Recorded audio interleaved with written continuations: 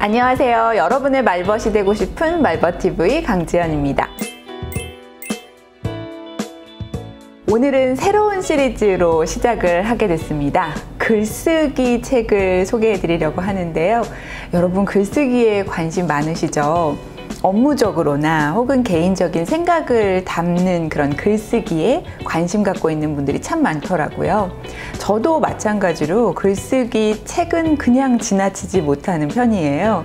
그래서 이번에 소개해 드리려고 여러 책들을 찾아보다 보니까 정말 제가 가지고 있는 글쓰기 책도 많더라고요. 그 중에 5권을 골라봤고요. 오늘 첫 번째 소개해 드릴 책은 바로 유시민의 글쓰기 특강입니다. 이 책을 제일 먼저 선택한 이유는 베스트셀러이기도 하고 또 스테디셀러로 정말 많은 분들에게 사랑받은 책이라서 여러분들께 꼭 소개해드리고 싶었어요. 그리고 이 책은 논리적인 글쓰기를 위한 그런 도움을 주는 책이라고 아예 목적을 밝히고 있기 때문에 여러분들도 논리적인 글쓰기를 쓰시는 분들이라면 오늘 영상을 끝까지 봐주시기 바랍니다. 보통 우리 첫 문장 쓰기가 두렵다 이런 이야기는 정말 많이 하죠. 저도 늘 시작할 때 고민되는 게 첫 시작을 어떤 단어로 해야 되나 고민을 하는데요. 어떤 사람은 고민한다고 표현하고 어떤 사람들은 두렵다고 표현하는 것 같아요. 근데 또 막상 쓰다 보면 술술 써질 때도 있잖아요. 그래서 시작을 어떻게 하는 게 좋을까? 그 부분만 우리가 좀 알면 좀 글쓰기가 쉬워지지 않을까 싶습니다. 두려움을 이기는 가장 좋은 방법은 글쓰기에 익숙해지는 것이라고 이야기했습니다. 어떻게 보면 너무 당연한 얘기라서 실망하실 수도 있겠습니다. 익숙해지는 것은 결국은 많이 써보라는 얘기잖아요. 글은 진짜 써보지 않고 우리가 보기만 하거나 생각만 해서는 늘지 않는 것 같아요. 실제로 몸을 움직이는 근육처럼 글쓰기 근육을 좀 만들어야 될 텐데 이 책에서는 논리적인 글쓰기에 대해서 이야기를 하고 있는데요. 처음부터 이 3가지만 지키면 된다라고 말했습니다. 첫 번째는 취향 고백과 주장을 구별하라는 거예요. 취향 고백이라는 건 나는 이걸 좋아한다, 나는 이걸 싫어한다 라고 좋다 싫다로 표현할 수 있는 게 바로 취향이죠.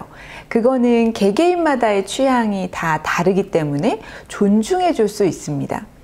그런데 주장은 내가 좋아하는 건 이거고 그에 따른 근거는 이러이러한 부분들이 있다 라고 주장을 하면 상대가 다른 의견을 가지고 있더라도 똑같이 자기의 주장을 뒷받칠 만한 근거를 가지고 이야기할 수 있다는 거예요.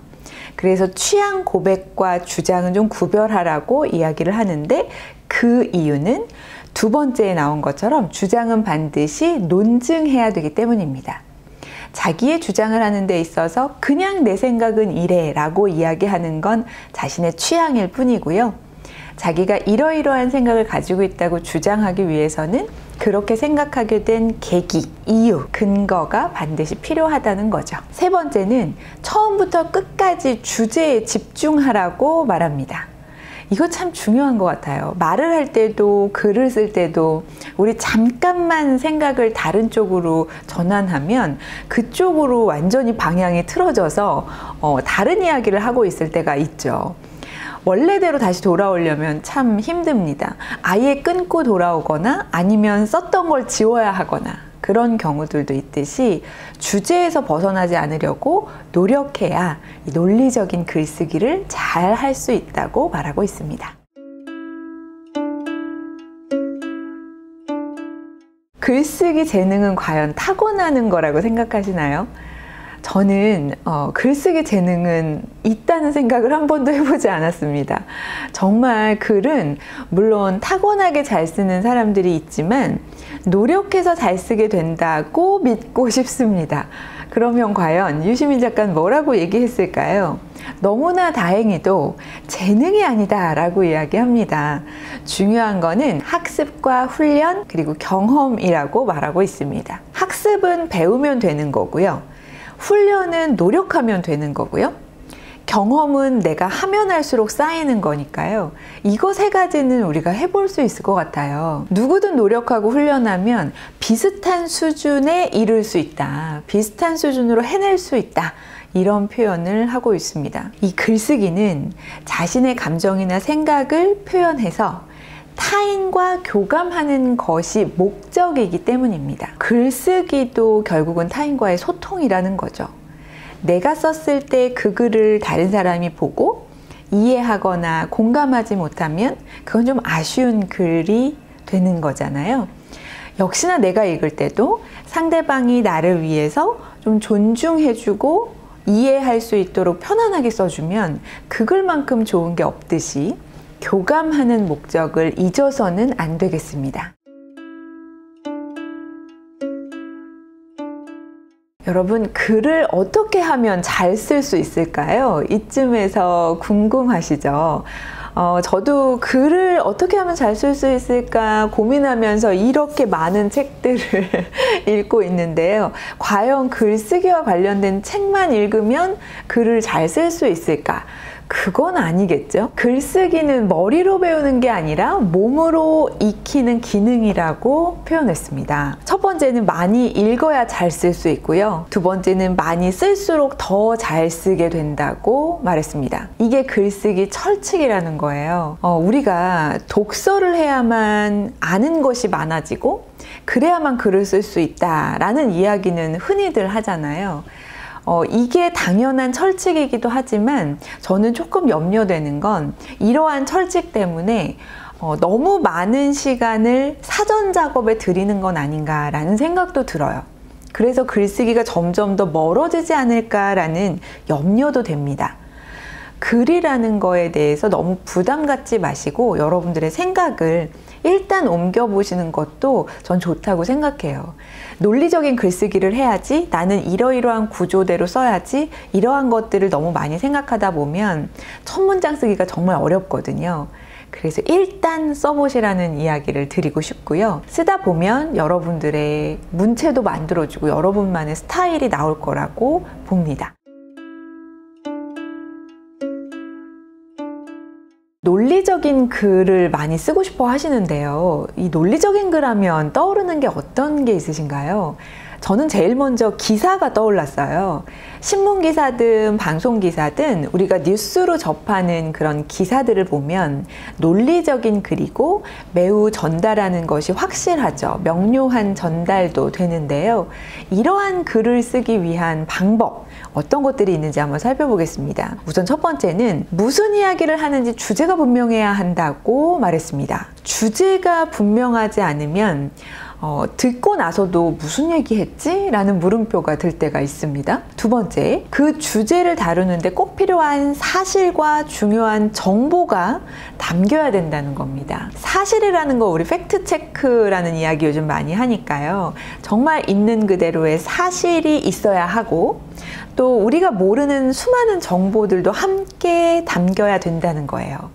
그래야만 우리가 그 논리적인 글 안에서 사실과 정보 그리고 자신의 의견 이런 것들을 좀 구분할 수 있게 되는 거죠. 세 번째는 사실과 정보 사이에 어떤 관계가 있는지 분명하게 나타내야 된다고 이야기했습니다. 사실과 이 정보 사이에 인과관계가 있는 건지 아니면 상관관계인 건지 어떠한 관계적인 측면이 좀 드러나야 된다는 이야기인데요.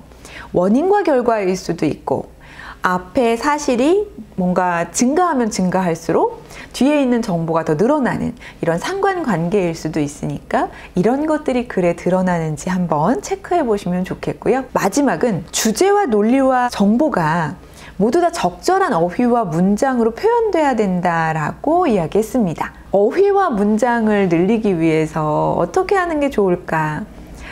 그 정답은 아마도 책에서 찾아야 될 텐데요. 책을 읽으면 읽을수록 많은 정보를 보면 볼수록 우리의 어휘력과 문장력은 생기겠죠. 글을 읽을 때도 어떤 단어를 썼는지 어떤 문장을 썼는지를 좀 유심히 보면 도움이 되지 않을까 싶네요. 혹시 독서 편식을 하시나요? 저는 편식을 하는 편인데요. 제가 주로 읽는 책은 자기계발서라서요. 뭔가 정보가 담기거나 동기부여를 하거나 배울 수 있는 부분들이 많습니다. 그런데 상대적으로 제가 가장 어려워하는 분야가 바로 과학 분야인데요. 올해 초에 제가 하는 독서 토론 모임에서 과학혁명의 구조라는 책으로 토론을 하게 됐어요. 그래서 그 책을 펼치면서도 마음이 무겁고 한 줄 한 줄 읽으면서도 마음이 무거웠는데 과학책이라는 저의 선입견과 편견이 있었기 때문입니다. 이런 것들을 없애고 지식을 받아들이기 위해서 좀 열린 마음이 필요하겠다라는 생각도 했는데요. 유시민 작가는 이런 이야기를 합니다. 과학의 한 분야를 좀 예를 들어서 설명하는데요. 유럽 산업혁명 이후에 몇백 년 동안 과학은 세분화되고 전문화되었다고 해요. 이런 경향은 지금까지 계속 이어지고 있는데요. 이렇게 지나치게 세분화되고 전문화된 것 때문에 나무만 보고 숲을 보지 못하는 근시안이 생겼다고 지적하고 있습니다. 이런 세상에서는 모르면 속는다는 거예요. 그러니까 너무 세분화해서 전문적인 분야들이 생겨서요. 그들이 하는 이야기를 내가 있는 그대로 다 수용하거나 받아들일 수 있다는 거예요. 자기 나름의 견해를 세우고 줏대 있게 살아가려면 공부해야 된다고 아주 명확하게 표현을 했습니다. 그만큼 두루두루 우리는 이러한 그 내용들을 알기 위해서 좀 노력을 해야 될 텐데요. 과연 그러면 그 방법이 뭐가 있을까? 그걸로 제시한 것이 바로 이겁니다. 학자들이 보통 사람을 위해서 쓴 책을 교양서라고 하는데 이 교양서를 많이 읽어야 된다는 거예요. 살아가면서 보고 겪고 부딪히는 여러 일들에 대해서 우리가 글을 쓰려면 인문학이나 사회과학이나 자연과학 이런 교양서를 많이 읽어서 아는 게 많아야 한다고 콕 집어서 얘기하고 있습니다. 유시민 작가 보면 우리 참 아는 게 많다. 그래서 말도 잘하고 글도 잘 쓴다고 표현하잖아요. 그렇듯이 우리가 그렇게 많은 방대한 양의 정보를 익히기 위해서는 시간이 그만큼 많이 필요한 것 같아요. 좀 서두르지 말고 하나하나씩 우리가 알아가는 그런 시간이 좀 필요하지 않을까 싶습니다. 수준 높은 지식과 정보를 풍부한 어휘와 멋진 문장에 담아놓은 교양서를 읽으면 지식과 함께 이 어휘와 문장도 함께 익히게 되기 때문에 이러한 교양서는 글 쓰는데 큰 도움이 된다고 말했습니다. 지식을 익히는 것뿐만 아니라 글을 쓰는 데에도 직접적인 도움이 된다는 걸 확인할 수 있습니다. 우리 이제 독서 편식하지 말고요. 내가 아는 것만 쓰려고 하지 말고 좀 더 폭넓은 정보들을 받아들이는 준비를 해봐야겠습니다. 깔끔한 문장은 아마도 군더더기가 없는 문장일 텐데요. 우리가 글을 쓰다 보면 참 이 말 저 말 많이 붙이죠. 그래서 문장이 길어지기도 하고 핵심이 숨어버리기도 합니다. 유시민 작가는 그거에 대해서 문장의 군더더기를 3가지로 말하고 있고 그걸 없애야 된다고 이야기했습니다. 첫 번째가 접속사고요. 두 번째는 형용사와 부사, 세 번째는 형용사, 부사와 같은 비슷한 역할을 하는 문장 요소를 말합니다. 이 3가지를 좀 줄이거나 없애거나 해야 되는데 저는 이거 보면서 맞아 왜 글을 쓰다 보면 이렇게 자꾸 군더더기가 붙을까 이런 생각을 좀 했어요. 그리고 제가 유튜브를 찍으면서 알게 된 새로운 사실은 접속사를 말로도 많이 하고 있다는 거예요.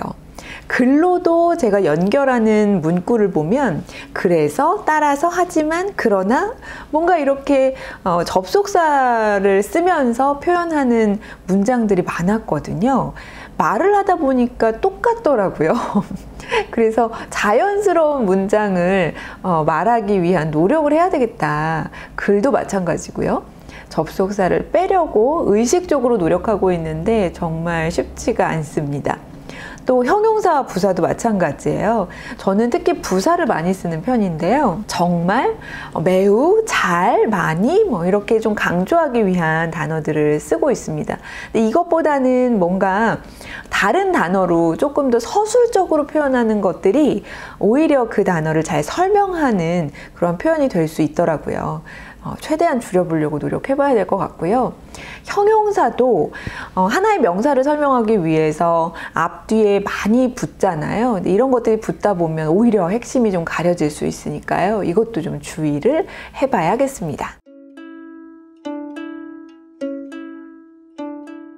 여러분은 혹시 책을 읽다가 포기한 적이 있으신가요? 저는 포기한 책 여럿 있는데요. 그중 하나가 여기 이 책에도 나오는 자유론이라는 책이에요. 이 책에서는 전략적 도서라고 해서 자유론을 비롯한 몇 권을 소개하고 있거든요. 그렇게 좋다는 책을 나는 왜 중간까지밖에 읽지 못했을까? 저한테는 너무 어려웠거든요. 그 어려웠던 이유는 물론 내용의 심오함도 있지만 번역된 말을 이해하는 게 참 어려웠어요. 원문이 과연 어떻게 되어 있을까라는 게 궁금할 정도로 읽기가 참 힘들었는데 참 안심되는 말을 여기서 합니다. 다른 정보가 없어도 이해할 수 있도록 텍스트를 쓰려면 철저하게 독자를 존중해야 한다고 이야기하면서 만약에 중간에 포기하는 책이 있거나 독자가 어려워하는 책이 있다면 그건 독자 잘못이 아니라고 말했습니다. 저자가 쓸 때요, 좀 쉽게 써야 되고 상대방이 봤을 때 바로 이해되도록 써야 한다는 거예요. 사람들이 잘 모르는 전문 용어나 이론을 끌어올 때는 문맥에 비추어서 이해할 수 있도록 적당한 방법으로 설명을 붙여야 된다고 표현했습니다. 우리가 보다 보면 아니 이게 왜 이렇게 어려운 말이 있지? 이해가 안 되면 또 그걸 사전을 찾아보거나 뭔가 정보를 찾아봐야 하잖아요. 그렇게 보다 보면 시간이 꽤 오래 걸리기도 하고요. 그런 걸 잘 풀어주면 얼마나 좋을까라는 생각이 드는 책도 있습니다. 이 책을 읽으면서는 단 한 번도 그런 구간이 없었어요. 너무나 편하게 읽을 수 있었고 편하게 읽다 보니까 빨리 읽게 됐습니다. 그렇지만 남는 거는 확실했고요. 이렇게 우리가 글을 써야 할 텐데요. 글뿐만 아니라 말도 마찬가지인 것 같아요. 보통 우리가 프로그램들에서 전문가들이 나오면 그 분야에 대해서 아주 깊이 있게 얘기하다 보니까 알기 쉽게 이야기하길 바라는데 너무 전문적인 이야기만 하는 모습을 많이 보잖아요. 그럴 땐 더 답답하기도 합니다. 그 부분을 이렇게 이야기했어요. 글은 다른 사람이 이해할 수 있게 써야 한다고요. 인생에서 특히 경계해야 할 감정이 여럿 있는데 그 중 하나가 바로 허영심이라고 합니다. 글 쓰는 사람이 빠지기 쉬운 허영심은 지식과 전문성을 과시하려는 욕망이라고 해요. 이런 욕망에 사로잡히면 난해한 글을 쓰게 된다고 표현했습니다. 우리가 그 허영심이 담긴 글을 봤을 수도 있고요. 또 우리가 보면서 그 내용에 대한 이해가 전반적으로 좀 부족해서 그럴 수도 있는데 그런 것 때문에 책을 놓게 된다면 혹은 글을 쓰는 걸 포기해야 된다면 너무 아쉽겠죠. 그래서 조금 더 내가 익히려고 노력하는 부분들도 있어야 하고 내가 만약에 글을 쓴다면 이런 지적 허영심은 좀 내려놓고 최대한 쉽게 표현해 보려고 노력해 봐야겠습니다. 유시민의 글쓰기 특강이라는 책을 소개해 드렸는데요. 여러분에게 논리적인 글쓰기의 해답을 제시하지 않았을까 싶어요. 좀 더 구체적인 내용들을 보고 싶으시면 이 책을 자세히 보시면 좋겠고요.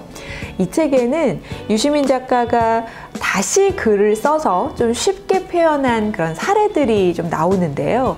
그 글을 보다 보면 맞아, 이렇게 바꾸면 이런 느낌이 될 수 있구나 라고 정말 신기하게 볼 수 있는 사례들도 꽤 있거든요. 한번 참고해서 보시면 도움이 되지 않을까 싶어요. 오늘 내용이 도움이 되셨다면 좋아요와 구독 부탁드리고요. 저는 또 좋은 책으로 찾아뵙겠습니다. 고맙습니다.